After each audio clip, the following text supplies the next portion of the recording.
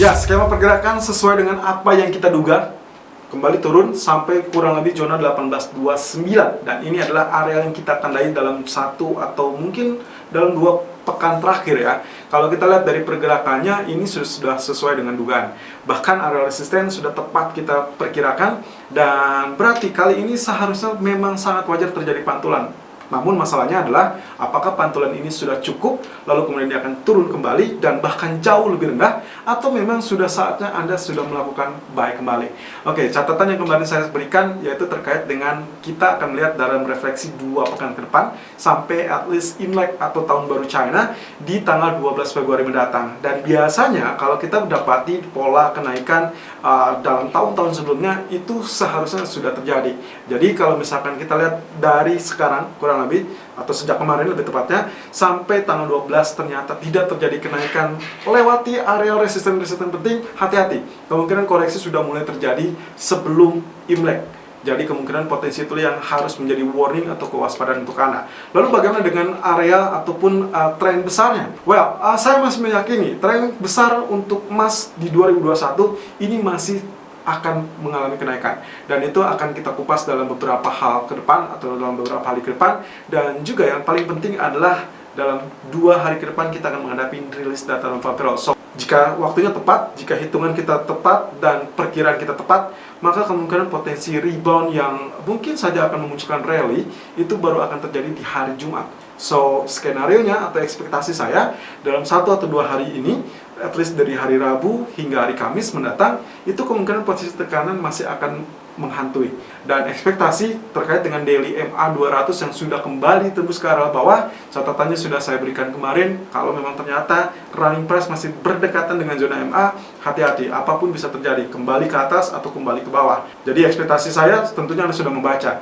Kemarin kita sudah ekspektasi kalau sudah terjadi penembusan, artinya saya mengharapkan adanya areal ataupun candlestick doji. Dan ini yang akan menjadi cikal bakal di hari mendatang. Oke, kemudian kalau dilihat dari data ataupun fundamental, malam ini akan rilis data ADP Employment Change, dan ini adalah cikal bakal untuk non-farm payroll hari Jumat. Kemudian juga ISM Service PMI ya, ini tidak kalah penting dari apa yang dirilis oleh survei market ya. Jadi perhatikan saja 2 data itu, Market Service PMI ataupun ISM Service PMI. Kalau ternyata dirilis sedikit di bawah, otomatis ini adalah bekal untuk non-farm payroll mendatang, dan kita sudah bisa menyusun konsep, strategi ataupun skenario untuk non-farm payroll. Kita lihat technical view untuk hari ini 3 Februari 2021. Irfan untuk Agrodana. Technical Outlook 3 Februari 2021 jam 11:10 waktu Indonesia bagian Barat, kembali dengan outlook dari DXY atau indeks dolar yang ternyata memang surprisingly atau setidaknya sudah sesuai ya dengan ekspektasi kita, bahwasanya kemarin masih akan terjadi kenaikan. Dan guess what? Ya, betul sekali. 50% area 91.20 itu sudah sempat disentuh atau bahkan terlewati sedikit saja. Dan itu berarti sesuai dengan gambaran yang pernah kita sampaikan 2 pekan terakhir, bahkan tadi malam atau kemarin kita sempat mengupas kembali bahwasanya area 50% dari Fibonacci retracement tersebut kemungkinan masih bisa disentuh. Dan ternyata pagi ini surprisingly dia dibuka dengan gap down ya. Saya belum cek terkait apa dengan gap down ini, tapi kalau misalkan dilihat sekilas, rumor yang mengatakan terkait dengan Janet Yellen yang menyampaikan atau menekankan pentingnya paket bantuan ekonomi COVID untuk segera dirilis atau untuk segera disetujui. Dan juga ada rumor juga yang mengatakan terkait dengan Senat sudah melakukan voting terkait dengan paket stimulus 1,9 triliun, dan ini menunjukkan perolehan suaranya cukup ketat ya, 50-49, dan ini menandakan bahwasanya Partai Republik sampai saat ini belum ada satupun suara yang mendukung terkait dengan paket ekonomi untuk warga AS tersebut. Oke, kembali dengan kondisi technical dari DXY Outlook, berarti ekspektasi kita sudah terpenuhi, otomatis seharusnya normalnya akan terjadi tekanan terlebih dulu atau at least correction ya, kalau misalkan kita asumsikan memang trennya sudah mulai mengalami kenaikan. Tapi kalau mengingat dari tren keseluruhan, karena memang dia masih dalam faktor tekanan, saya asumsikan konsolidasinya sudah cukup sekian. Ya, jadi artinya kemungkinan potensi penurunan masih bisa atau mungkin saja akan kembali lagi terjadi. Tapi ekspektasi saya hari ini dia masih di kisaran-kisaran 50% maupun 38.2%. Jadi dia belum akan turun terlampau dalam, karena perkiraan mungkin itu akan terjadi setelah rilis data non-farm payroll di hari Jumat. Jadi perhatikan saja pola-pola pergerakannya. Saya tidak akan terlampau menggambarkan terkait dengan kondisi candlestick, karena akan sangat wasteless karena kemungkinan potensinya tidak akan terlalu bergerak banyak. Kemudian kalau kita lihat dari grafik H4, ya kemarin juga sudah kita kupas terkait dengan pengganti dari head and shoulder adalah rising wedge atau falling wedge, sorry. Di situ sudah saya gambarkan terkait dengan area target selanjutnya untuk kenaikan itu berada di 91.42. Nah, kemarin itu hanya mencapai puncaknya 91.19 atau ini mirip dengan tadi kondisi daily di 50% Fibonacci retracement. Apakah bisa disampaikan bahwa ini sudah selesai atau nyaris selesai? Well, kalau kita lihat arealnya sebenarnya sudah cukup mendekati ya. Meskipun agak lumayan sebetulnya jaraknya, tapi saya asumsikan ini nyaris selesai.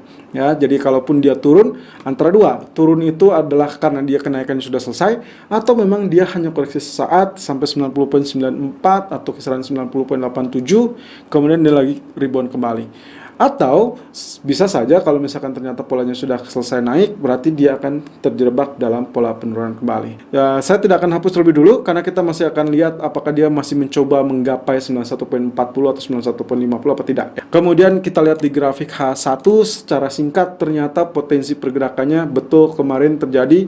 Dia tembus zona tengah setelah dia mengalami koreksi terlebih dulu tentunya ya. Ini persis dengan area yang kita tandai kemarin. Kemudian dia terpantul dan tembus zona tengah. Nah, juga saya memberikan catatan paling maksimum itu udah ada 91.62. Artinya areal trend channel yang masih dalam uptrend channel memang menunjukkan akan terjadi kenaikan. Tapi lagi-lagi kalau kita lihat secara garis besar, potensi tersebut kita bisa asumsikan sebagai konsolidasi. Apakah ya? Ya itu semua tergantung kalau misalkan kenaikan bisakah dia menembus zona 91.60 apa tidak. At least kalau sampai dia muncul kembali 92, saya kemungkinan akan merubah strategi dari DXY sendiri yang kemudian outlooknya adalah kenaikan. Nah, hati-hati. Mungkin ada beberapa waktu ke depan kita akan melihat anomali dikaitkan dengan kondisi US dollar versus gold. Di mana US dollar yang biasanya kalau mengalami kenaikan, maka gold akan cenderung tertekan atau at least menjadi bearish kembali.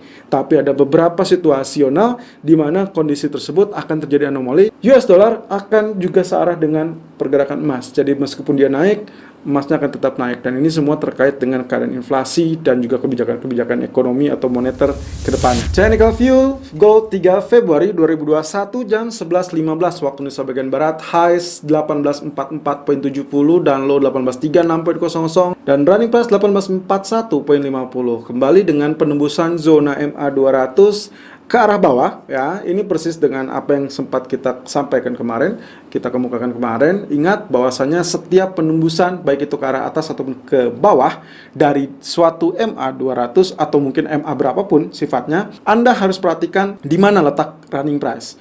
Apabila dia masih cenderung dekat di areal MA tersebut, maka ada kecenderungan dia bisa saja kembali menerjang atau menembusnya, baik itu ke bawah ataupun ke atas. Jadi hati-hati, selama dia masih nempel seperti ini, saya masih ragu dia akan kecenderungan untuk melanjutkan. Jadi seperti kemarin, meskipun dia sudah sempat 1875 ya, 1875, tapi kenyataannya dia ditutup kembali mendekati zona MA 200. Akhirnya saya sempat mengingatkan kepada Anda akan terjadi penurunan. Apalagi dengan gagalnya dia tembus zona penting, resisten penting 1872, 1875 mengisyaratkan terkait hal tersebut. Nah, 1858, 1862 akan kembali menjadi tameng yang sangat penting ya. Jadi sebelum 1872, 1875 kita memiliki 1858, 1862. Ini area merah. Kemudian supportnya sendiri 61.8%, Fibonacci retracement di 1825.00, dan untuk hari ini MA 200 berada di atas itu ada di kisaran 1851.10. Jadi kalau misalkan pun dia spike, saya tidak yakin hari ini dia akan melewati terlebih dulu karena kuncinya adalah non-farm payroll di hari Jumat nanti. Jadi meskipun nanti malam ada ADP employment, unless ADP dirilis dengan sangat buruk atau di bawah ekspektasi, maka kemungkinan ini akan melencang lebih jauh. Meskipun ditutupnya dengan keadaan doji candle kembali. Nah, itu yang ekspektasi saya. Jadi kemungkinan potensinya bisa saja terjadi candlestick seperti tanggal 28 Januari ya. Ini yang akan kita lihat apakah mungkin terjadi apa tidak. Tapi yang jelas bullish tertunda untuk sementara waktu. Bukan berarti dia over atau habis. Seperti yang diberikan catatan kemarin, kita masih akan lihat dalam 1 atau 2 pekan ke depan. Karena terkait dengan Imlek ya, yang biasanya mengalami kenaikan. Apalagi pemerintah China atau PBOC, di sini People Bank of China memberikan suntikan atau dana likuiditas untuk menjaga likuiditas tetap terjaga sampai libur Imlek. Artinya di situ ada stimulus, dan yang namanya stimulus biasanya akan menopang. Jadi kemungkinan masih bisa diharapkan. Oke, kembali dengan grafik H4-nya sendiri. Kemarin kita sudah tandai ya, saat dia mengalami tekanan atau rejection di areal ini atau kurang lebih areal ini ya, saya sudah tandai kemarin. Silahkan cek kembali video kemarin.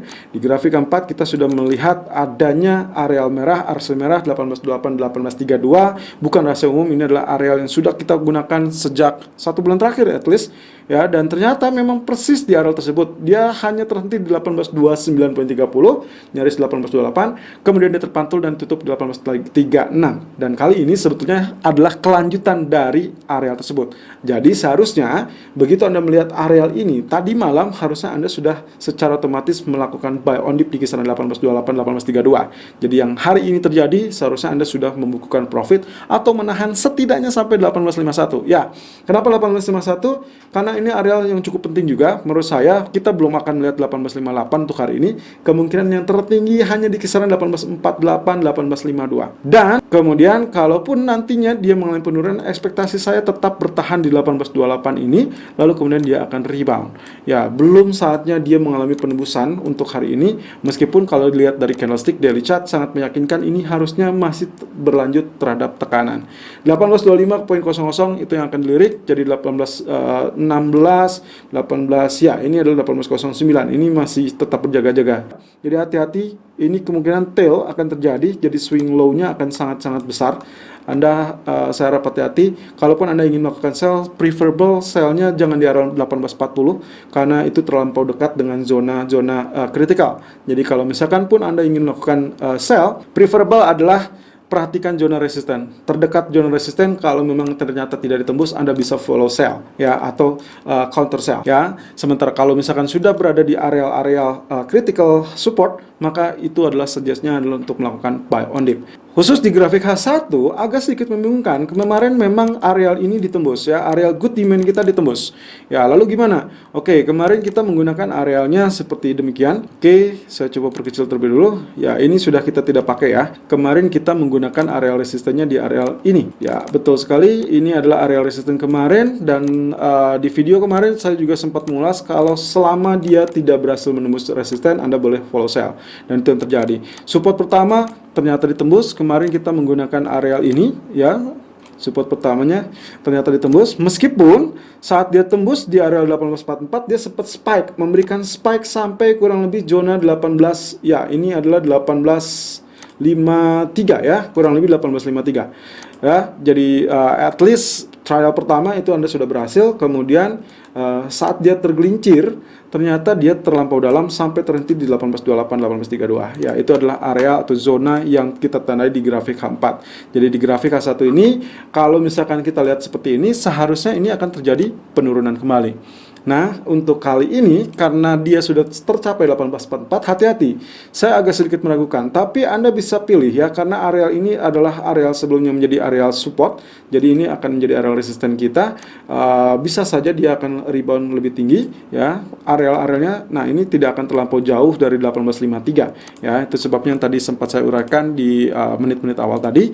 Nah, kemudian zona supportnya, ekspektasi saya di grafik H1, meskipun nantinya dia terjadi rejection terlebih dahulu di areal ini, otomatis ekspektasi selanjutnya adalah menantikan double bottom. Jadi menantikan saja areal penurunan sampai zona 1828 atau 1833 at least ya.